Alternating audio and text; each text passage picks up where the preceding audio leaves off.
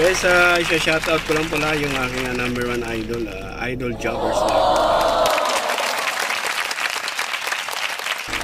Idol, good job. Ayan, shoutout.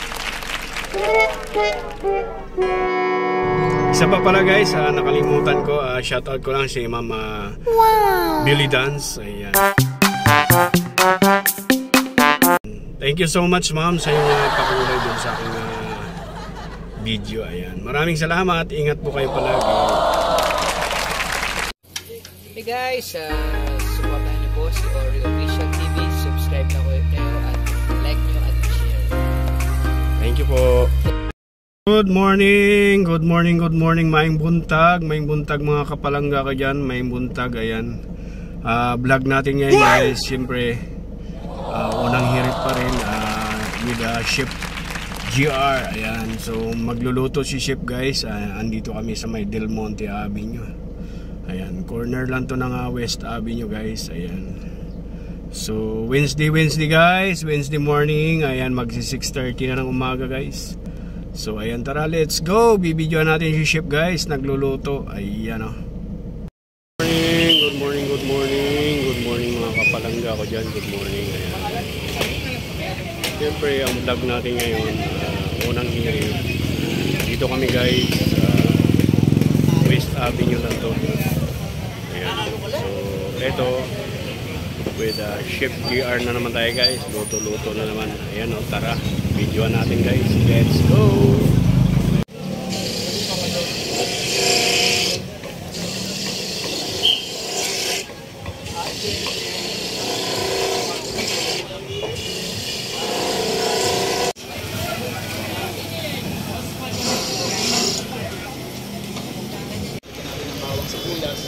Susunod ko na yung ating balong.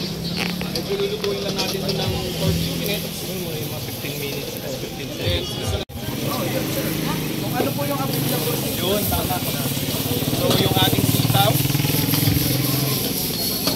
And then lagyan lang din natin ng oyster sauce. Pampatimpla pa. Ika nga.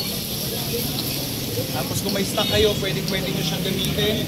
Pero kung wala, tubig is perfectly fine. Yan o. Idol talaga. Wow! Natin yung baboy, tapos syempre yung kulay natin, mga 3 to 5 minutes lang yung cooking time niyan. All in all, more or less, mga 10 to 15 minutes, depende sa gayang yung ating baboy. Ito medyo maninipis na konti. Tapos na-pre-cook pa natin, kaya mabilisan. So mga after 3 to 5 more minutes, eto yung kalalabasan ng ating isang baboy, may sitaw at talong. Ito brother, Jorik. Nalilito pa rin ako. Papi pa o Jorik. Ayan o, tingima na guys o. Ayan. Yummy. Mamaya guys, kakain tayo yan. Ayan o. Yummy daw. Pasadong pasado guys. Ligit yan. Idol na idol. At syempre, Idol Chef GR yan. mga dito sa inyong pambansang morning show kung saan lagi nyo naka ang hirit!